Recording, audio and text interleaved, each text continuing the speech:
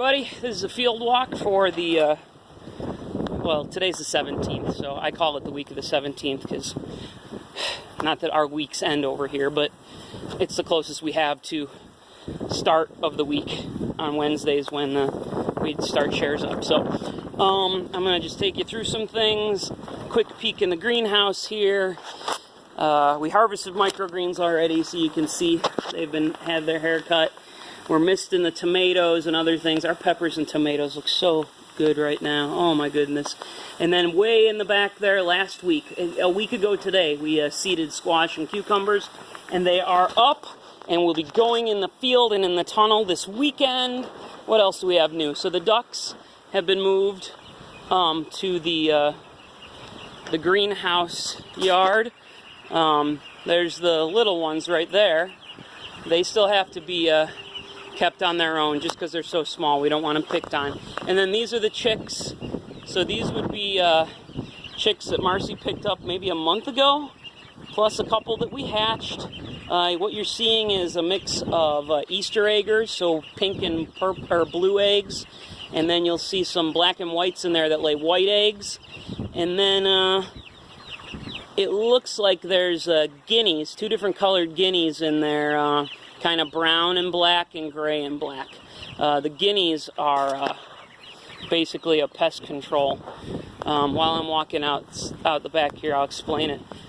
We get the guineas, and we do have to keep them penned up for about 12 weeks, sometimes a little longer, just because they need to learn where their food is coming from, so they return every night. Unlike chickens, guineas are a little bit more wild, and so they will, if they find food out in the woods, you know, back there or someplace else, they'll stay. So we want to make sure they know all the good foods here, so they are trained to dinner here every night.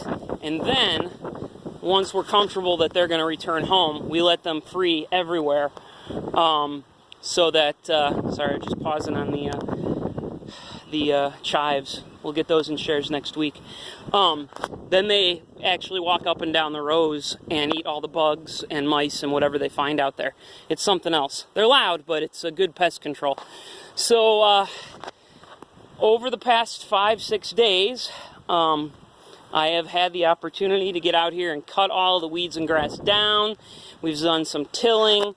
We've actually had warmer temperatures with a little bit of rain, so you can see here, we got peas finally coming up out of the ground. We just got to weed around them now.